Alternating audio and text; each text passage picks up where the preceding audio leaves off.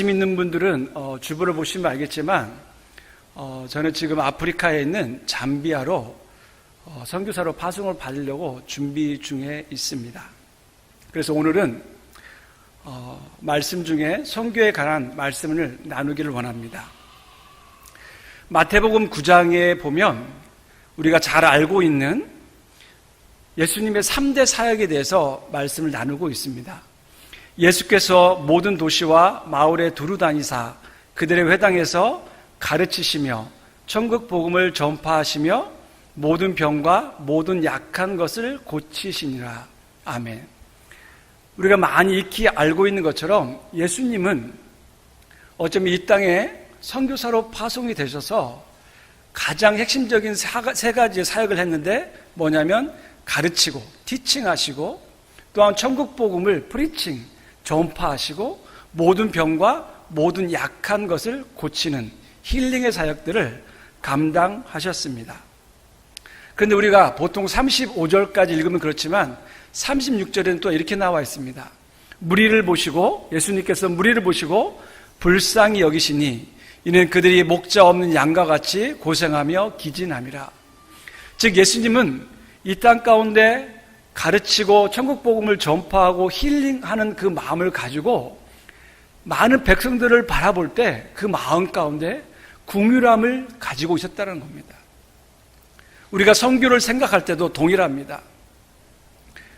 가르치고 천국 복음을 전파하며 모든 약한 것을 고치는 많은 일들을 감당하지만 정작 예수님께서 여기셨던 불쌍히 여기는 마음이 없으면 여러분 정말 일이 될 수밖에 없습니다. 그리고 또 37절 38절에는 이렇게 나와 있습니다. 이에 제자들에게 이르시되 추수할 것은 많되 일꾼이 적으니 그러므로 추수하는 주인에게 청하여 추수할 일꾼들을 보내주소서 하라 하시니라. 아멘. 예수님은 이렇게 선교의 내용과 선교의 마음을 가졌을 뿐만 아니라 선교에 정말 필요한 것들은 사람임을 알고 계셨습니다. 그래서 수많은 민족과 자기 민족들을 보면서 추수할 것들은 참 많은데 사람이 없어서 기도해라. 하나님 앞에 기도해라. 추수할 일꾼들을 보내주라고 기도하라고 얘기해주고 있는 것들을 보게 됩니다. 이 내용을 잘 보시면 하나님께서 이 추수할 때, 마지막 때 추수할 때 추수할 일꾼들을 우리 스스로가 하는 것이 아니라 하나님이 원하시는 추수하는 사람들의 성품과 모습이 나타나 있다는 겁니다. 아무나 하나님께서 추수할 일꾼으로 보내는 것이 아니라 하나님이 원하시는, 하나님이 기뻐하시는, 하나님이 쓰기에 합당한 추수할 일꾼들이 있다는 겁니다. 하나님이 부르시는 그 일꾼들의 모습을 오늘 본문을 읽었던 모세를 통해서 나누기를 원합니다. 여러분, 모세는 사도행전 7장에 보면 애굽 사람의 모든 지혜를 배워 그의 말과 하는 일들이 모든 거에 능했더라. 왜? 애굽 왕자 교육을 다 받았기 때문에 그 당시에 세계를 지배하고 있는 이집트, 애굽의 말과 그 당시에 있는 모든 문화든 것들을 다 잘할 수 있는 능력을 가진 사람이 바로 모세였습니다. 그래서 모세는 40세 때 자기 백성을 보고 또한 이 자기 백성들이 고통당하는 것을 보고 그래, 이제는 내가 제일 왕성하고 힘도 좋고 말도 일도 능하고 내가 모든 것을 할 수 있어 라고 하면서 자기 백성들을 위해서 애굽 사람을 쳐 죽이게 됩니다. 그러면서 하나님께서 자기의 손을 들어서 드디어 내가 가장 왕성하고 힘이 있고 능력이 있고 말과 일에 능력이 있는 그때 우리 백성들을 구원하기 위해서 나를 이집트의 모든 문화를 다 배우겠구나 라고 생각하고 그 일들을 행했습니다. 그런데 모세는 애굽 왕에 쫓겨서 광야에서 40년 동안 목동의 생활을 하게 됩니다. 그래서 오늘 읽었던 본문에 보면 이렇게 나옵니다. 10절에 모세가 여호와께 아뢰되 오 주여 나는 본래 말을 잘 못하는 자입니다. 여러분, 지금 애굽에서 40년 동안 왕자로 자란 그 모세가 주님, 나 정말 말 못해요. 나 정말 입이 뻣뻣하고 혀가 둔합니다. 물론 40년이 지났기 때문에 그럴 수도 있습니다. 그러나 모세는 하나님께서 부르셨을 때 주님 나 이제 그 일 못해요. 내가 정말 혈기왕성하고 내가 모든 걸 할 수 있는 능력이 있을 때도 못했는데 지금 80살을 먹고 목동으로서 광야에서 아무것도 없이 평범한 가장으로서 생활할 때는 어떻게 가능하겠습니까? 라고 지금 모세가 하나님 앞에 얘기하고 있는 겁니다. 그래서 여호와께서 모세에게 말합니다. 누가 사람의 입을 지었느냐? 누가 말 못하는 자나 못 듣는 자나 눈 밝은 자나 맹인이 되게 하였느냐? 나 여호와가 아니냐? 이제 가라. 내가 내 입과 함께 있어서 할 말을 가르치리라. 이렇게 여호와께서 하나님께서 성령을 통해서 분명하게 말씀에도 불구하고 모세는 다시 하나님 앞에 얘기합니다. 오 주여, 정말 보낼 만한 사람 보내소서. 나는 더 이상 주님의 일을 하기에 합당하지 않는 사람이다 라고 고백하고 있는 모세의 모습을 보게 됩니다. 여러분, 어쩌면 이 모세의 삶을 통해서 하나님의 때와 사람의 때, 우리가 일할 때와 하나님의 일할 때는 다른 것 같습니다. 우리는 가장 내가 힘 있고 능력 있고 내가 모든 걸 할 수 있다는 힘이 있을 때 하나님 일을 하고 싶고, 하나님 이제 내가 때가 되었으니 나를 보내어 주옵소서, 내가 주의 일을 열심히 해서 수많은 열매를 맺고 저 추수하는 그 밭을 보고 내가 열심히 추수해서 하나님께 영광을 돌리겠습니다 라고 고백하는지 모르겠습니다. 그런데 하나님은 그런 모세, 그 40살 때 혈기왕성할 때의 모세는 사용하지 않으셨습니다. 그리고 80살 목동으로 살아서 자기의 모든 가진 기득권과 언어와 건강의 모든 것들을 다 잃어버리고 이제 자기는 무능력해서 이제 죽을 날을 기다리며 자기 자녀가 어떻게 크는 것만 바라보고 있는 그때 하나님은 모세를 부르십니다.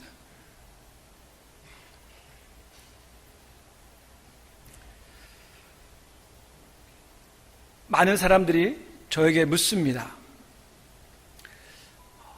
왜 지금 선교를 나가냐고. 저도 하나님 앞에 질문했습니다. 하나님, 제가 예전에 선교 나갈 때는 힘이 있고 젊었고 거치는 것도 없었고 또 할 수 있는 것들이 참 많았는데 하나님 지금은 저에게 나이도 많고 걸리는 것도 많고 자녀도 생겼고 또한 두려움도 있고 아무것도 채워지지 않는 상황에서 하나님 왜 내가 가야 됩니까? 라고 하나님 앞에 질문하게 됩니다. 젊을 때 힘이 있고 능력 있을 때는 하나님은 저를 부르셔서 이 땅에 주저앉게 만들었습니다. 그런데 이제 어떻게 보면 가장 힘이 없고 능력이 없고 할 수 있는 게 별로 없을 때 하나님께서는 다시 그 땅에 가라라고 저를 부르시고 계신 겁니다. 어쩌면 모세처럼 가장 연약할 때 하나님은 저를 부르시는 것 같습니다.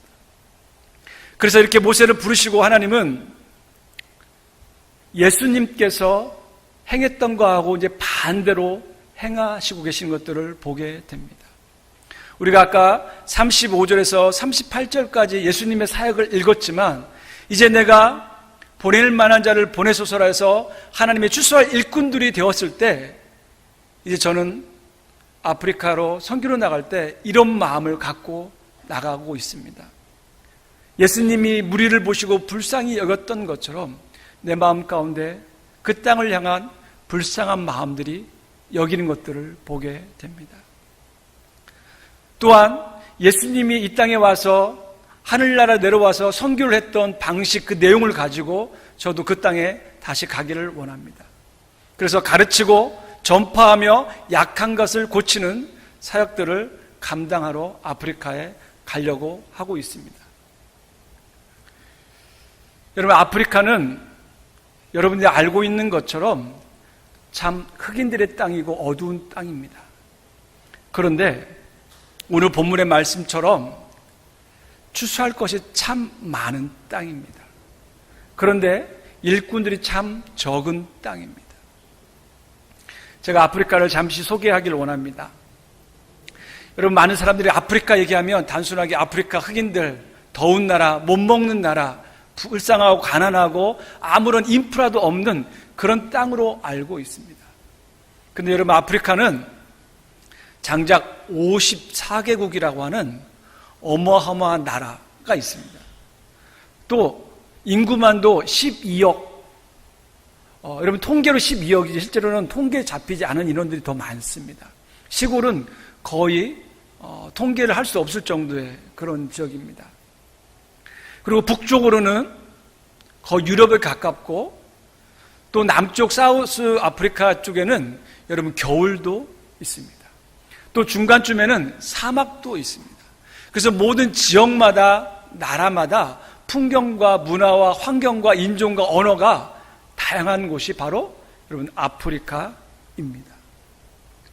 그런데 아프리카 생각하면 항상 더럽고 못 먹고 못 배우고 질병에 쌓여 있다라고 생각하고, 또한 테러가 나타난다고 하는 것은 어쩌면 19세기의 서양 열강들의 때문이라고 생각되어집니다. 여러분, 19세기에 당시 서구 열강들이 땅 크기를 자기네 나라들이 점령한 만큼 해서 지도상에서 빤듯하게 줄긋기를 해서 나라를 선정했습니다. 그래서 지금도 아프리카 가면 어느 지역을 보면 정말 일자로 땅이 되어 있습니다. 그리고 중요한 것은 아프리카는 수많은 종족과 민족과 언어가 다양한데 자기들이 편한 대로 땅을 구역했기 때문에 거기 안에는 다양한 인종들과 다양한 언어권들이 공존하고 있습니다. 그래서 서양 열강들이 지배할 때는 서양 열강들의 지배 힘에 의해서 그 균형이 맞춰졌다가 1960년대 이후로 독립하면서 그 힘의 균형이 깨지자 각각 지방에 있는 종족들과 언어권들이 들고 일어나서 수많은 테러들이 발생하는 곳이 아프리카입니다.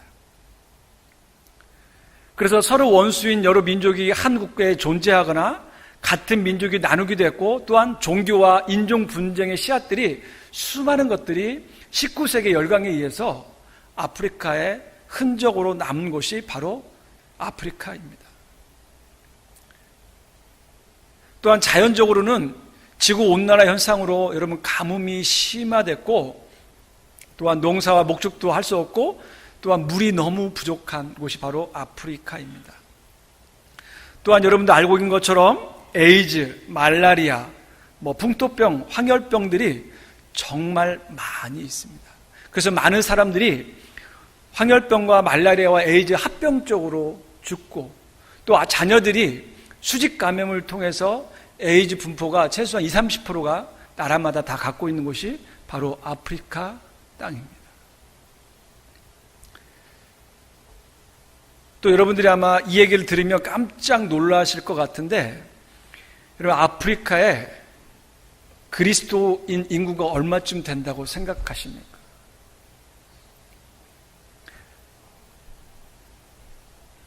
10%? 5%?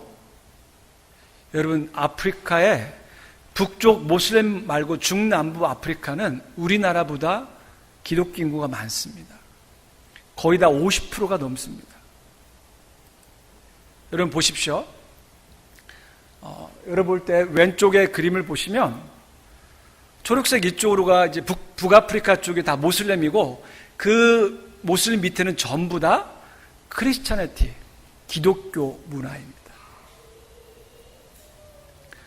19세기에 그 유럽에 있는 서구의 문명들이 이 땅을 지배하면서 그들이 가지고 있는 종교를 가지고 그 땅의 많은 원주민들 또는 아프리카 사람들을 전부 다 개종시켰습니다. 강제로.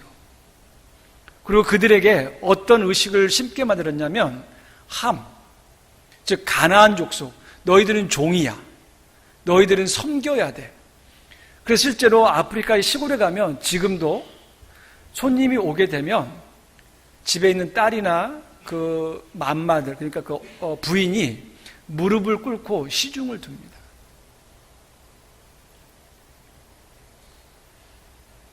그래서 북쪽의 무슬림들과 남쪽의 크리스찬들 또한 각각 지역마다 토착 종교들, 우리가 알고 있는 토착 신앙들이 수없이 같이 공존하는 곳이 여러분 아프리카입니다. 여러분 이 아프리카 전반적인 내용을 뒤로 하고 이제 제가 이 아프리카 나라 중에 잠비아로 저는 가려고 지금 준비 중에 있습니다. 여러분 잠비아는 보시면 알겠지만 내륙 국가입니다. 또한 중남부 아프리카의 지역에 들어가 있습니다. 그래서 바다를 끼지 않고 있는 나라입니다.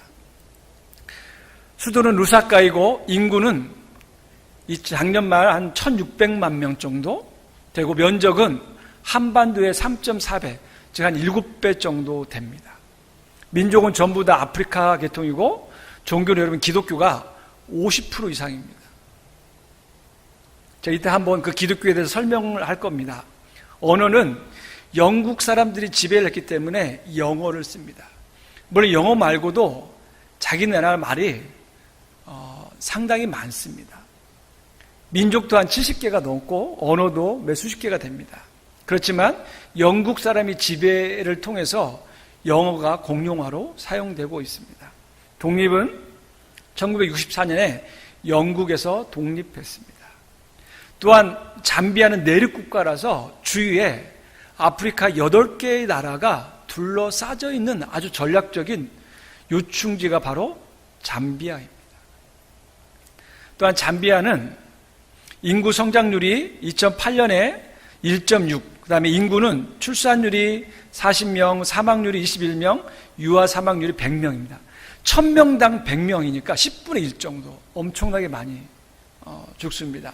그리고 기대 수명도 지금 좀 올랐을 겁니다. 아마 한 40세에서 45세 정도. 그 다음에 에이즈 감염률이 16% 정도. 그 다음에 18세 미만 여성의 조혼이 31% 정도 됩니다. 그래서 잠비아의 이 인구 분포들을 보면 0세에서 24세, 그러니까 20살 밑에 인구가 거의 50% 이상을 차지하고 있는 곳이 잠비아입니다. 아프리카 시장들이 거의 비슷합니다. 이제 잠비아의 종교에 대해서 제가 다시 설명을 하겠습니다. 여러분 아까 제가 그리스도교, 기독교가 50% 이상이라고 했는데 그 50% 이상에는 뭐가 들어가 있냐면 우리가 지금 여기 하고 있는 장로교, 또 노마 캐톨릭, 그 다음에 앵글리칸, 오순절, 새사도교회, 루터교, 제7일 안식교, 여호와 증인, 이 모든 것들을 다 포함한 게 여러분 50%입니다. 그리고 또 여러분 박옥수라고 혹시 들어보셨나요? 한국에서 2단으로 알고 있죠. 이 박옥수는 지금 잠비아에서는 상당히 유명 인사입니다. 잠비아의 장관들하고 친분을 가시하고 대통령이 무슨 행사할 때 초청할 정도로 유명한 사람입니다. 또한 잠비아에 종합대학이 2개가 있는데 그 종합대학 2개 중에 한 곳에 박옥수를 가르치고 있는 과가 있습니다.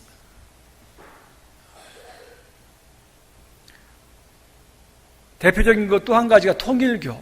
여러분 통일교는 잠비아에 1975년부터 진출해 있습니다. 여러분 한때 94년인가 95년에 밀링고 대주교, 그러니까 캐톨릭의 대주교가 한국의 한의사하고 결혼하는 거 혹시 기억하시는 분 계시는지 모르겠습니다. 한의사하고 원래는 여러분 대주교는 결혼할 수 없잖아요. 그래서 문제가 아주 이슈화됐는데 그 밀링고 대주교가 이 통일교 여자하고 국제결혼해서 로마 캐톨릭에서 이 밀링고 대주교를 뭐 파면하네 안 하네 이런 얘기가 이슈로 할 정도로. 그런데 중요한 거는 아프리카 사람들에게는 박옥수가 됐던 통일교가 됐던 여호와 증인이 됐던 상관하지 않습니다. 전부 다 그리스도인으로 봅니다.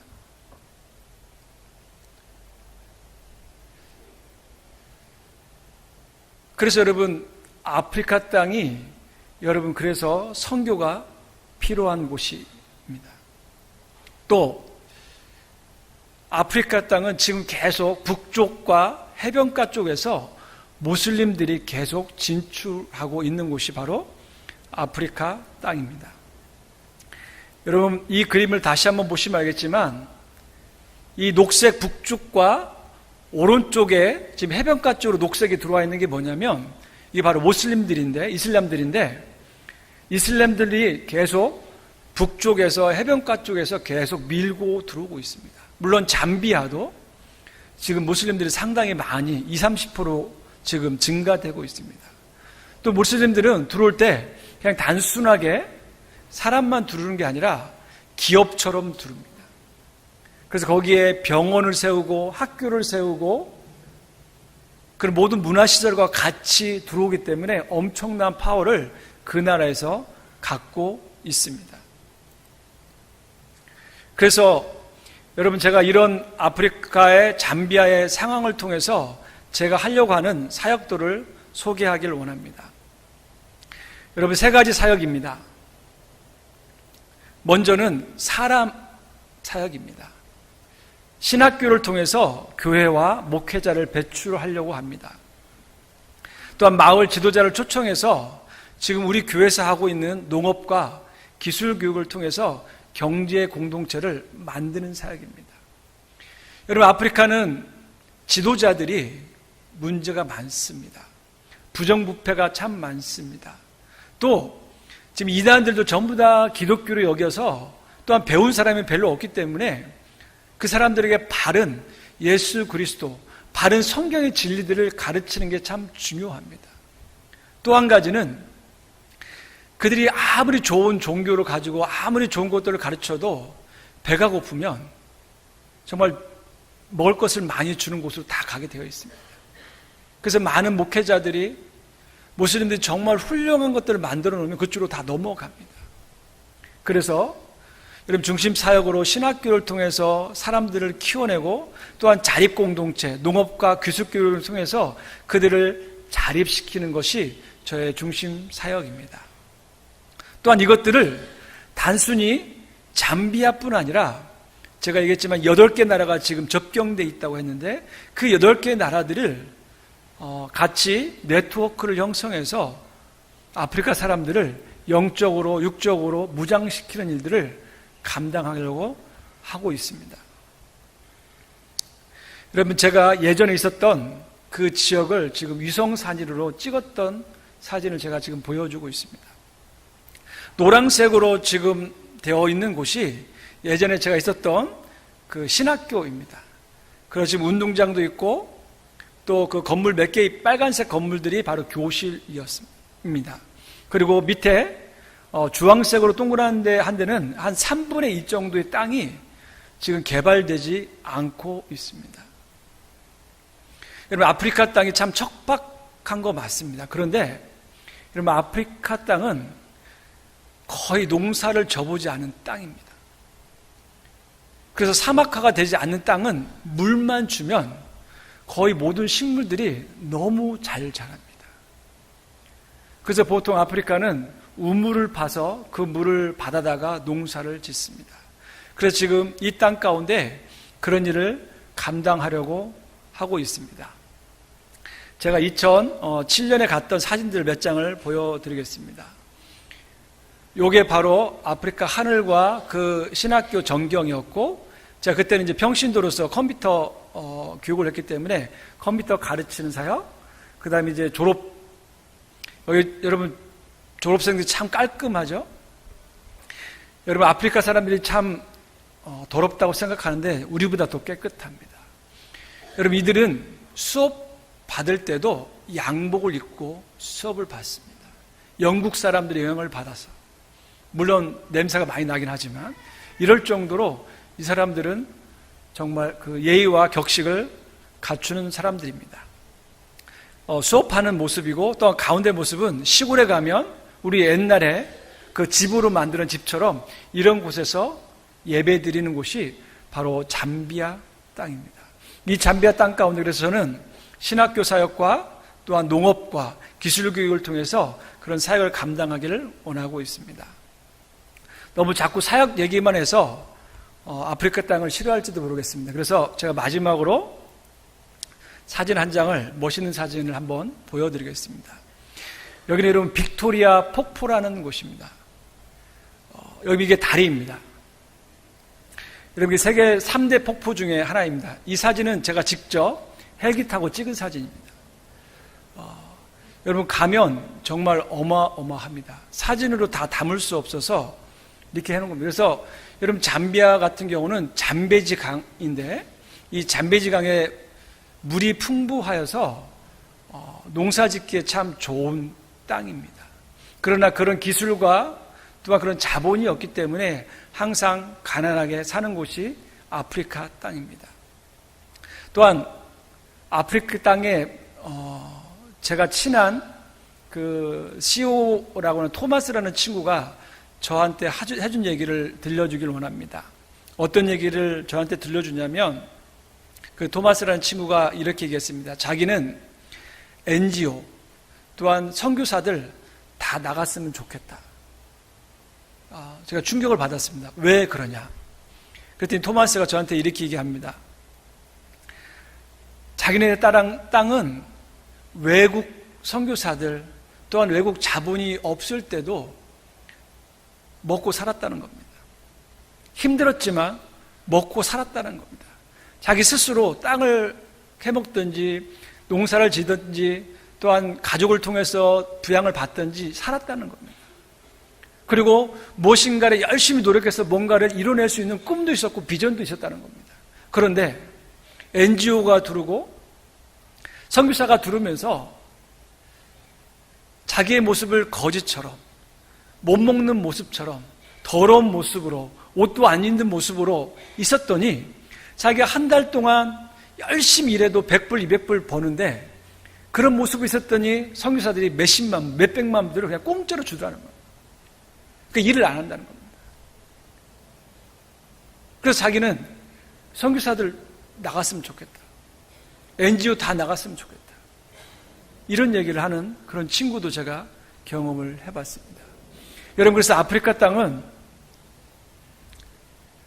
정말 추수해야 될 땅입니다. 많은 사람들이 아프리카 하면 너무 멀고 또한 지저분하고 기독교가 없는 것처럼 또한 문화적으로 낙후된 것 같지만 실제로 아프리카 땅은 영국과 프랑스와 벨기에와 이런 사람을 통해서 서양의 문물을 다 가지고 있고 또 나름대로 자기들의 자존심도 가지고 있고 또한 그런 멋쟁이 토마스 같은 CEO는 스스로 뭔가를 해낼 수 있는 그런 능력도 가진 나라가 바로 아프리카 땅입니다. 그만큼 그 사람들이 순수하기 때문에 올바른 복음을 전문화해주고 그들에게 자립할 수 있는 기술과 농업기술을 가르치면 스스로 일어설 수 있는 곳이 바로 아프리카 땅인 것입니다. 이제 이건 제 사역이고 이제 저희 아내 사모의 사역을 간단히 소개하겠습니다. 저는 이런 사역을 할 거고 저희 아내 되는 사모는 이런 사역을 하려고 계획하고 있습니다. 24시간 기도의 집, 그 다음에 쉐어링 카페, 어머니 아버지 학교를 감당하려고 합니다. 여러분, 가난한 나라일수록 아이들과 여자들의 인권, 또한 못 배운 사람, 또한 가난한 주자들의 인권은 거의 없습니다.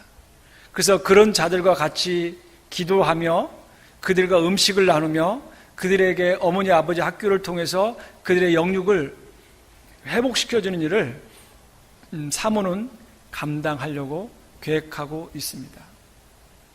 여러분, 아프리카 땅 한번 가보고 싶지 않으십니까? 예전처럼 멀지 않고 예전처럼 이제 그 나라 땅 가보면 너무 지저분하고 무섭고 그럴 것 같지만 실제로 아프리카 땅은 그렇지 않습니다. 일부 지역은 정말 어렵지만 대부분 지역들은 상당히 많이 안정화되어 있습니다. 여러분, 이 아프리카 땅을 위해서 기도를 해주시기를 바랍니다.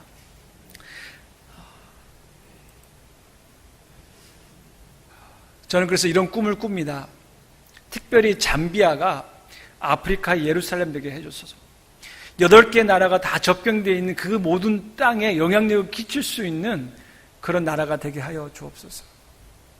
또한 이제 가려고 하는 준비 과정 중에 주의 도우심을 얻도록 또 아까 말한 것처럼 학교와 자립공동체와 협력사역을 잘 감당할 수 있도록 또한 이 모든 것들을 하기에는 혼자 하기 힘든데 협력할 수 있는 동역자를 위해서 또한 기도와 물질의 후원을 위해서, 또한 저희 자녀들의 건강과 학업을 위해서 여러분 기도해 주시길 바랍니다.